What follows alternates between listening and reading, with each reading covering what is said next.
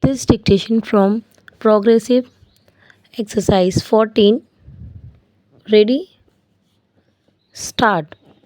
Sir, once the very motion which we are discussing today is an economic one, I would confine myself to the economics of it, knowing that economic problems can be solved only by economic solutions and not by political solutions. We are discussing a national issue which is of vital concern to the people. Prices are a national concern, and as legislators, it should be our duty to place the subject of our party politics. I believe prices and tempers should not rise simultaneously, at least on the floor of the house. It can happen in the market where prices and tempers rise together, but when tempers cool down, prices do not follow suit. That being the experience of life, let us try to understand the problem rationally, logically, and dispassionately. Let me reiterate today that what we are discussing is the current price situation and not the situation as it prevailed during the previous regime. References to the past are, of course, always necessary in any analysis of the economic forces because economic wisdom is largely retrospective. But let us not be bogged down in mutual recrimination because we want this debate to generate more light than heat, and that I hope that is the desire of everyone participating in it. But that has not been the trend so far. When we discuss the trend in the current prices, we have to remember the positive indications. It is the fact that the annual rate of inflation in terms of the wholesale price index has come down progressively from 22% in January 1986 to 40% in the January 1997 and further to 10% in August 1997. I am afraid I have to give some figures because we have heard distorted figures and I would like to correct the position. In August last year, the wholesale price index had risen by 12% over that of the previous year, but on August this year it rose only by 6%. Here I am not underestimating the fact that the rate of inflation in the country is still high, and even downward percentage changes in the rate of inflation cannot conceal the fact that they are indeed growth upon growth.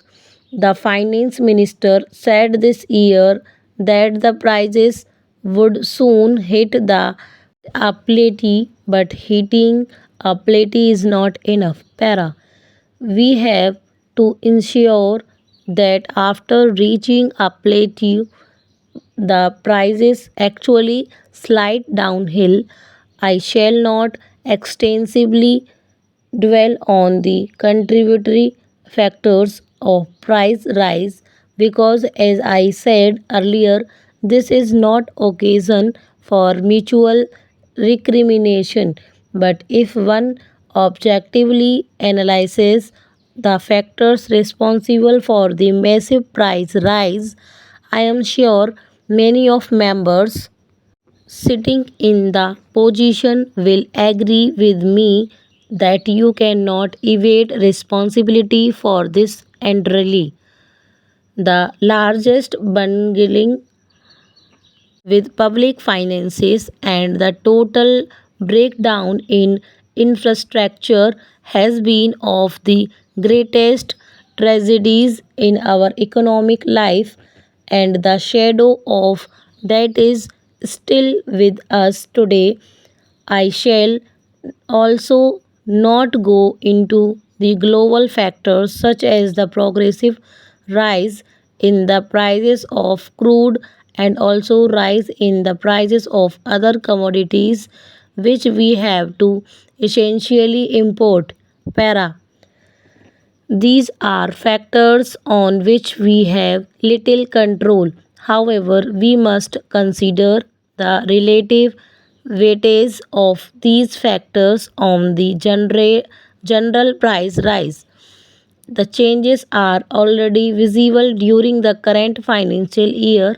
For example, the impact the petroleum price rise on the overall price increase this year stands at 18%, which is slightly less than what it was last year.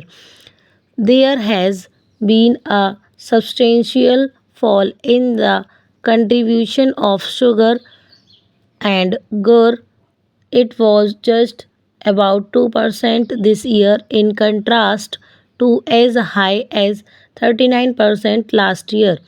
On the other hand, what has sharply risen is the share of vegetable prices, milk and milk products, fish and meat, cereals, pulses, oil seeds, and edible oils. On the whole, it has followed a pattern. Whatever is subject to seasonal variation has become scarce and therefore dear. I am prepared to put it down to climatic factors to some extent, but at the same time, I must request the Honorable Finance Minister to enlighten us on this as to how there has been a failure in poultry and dairy sectors. Even butter today has disappeared. It is scarce in Delhi and in other cities too.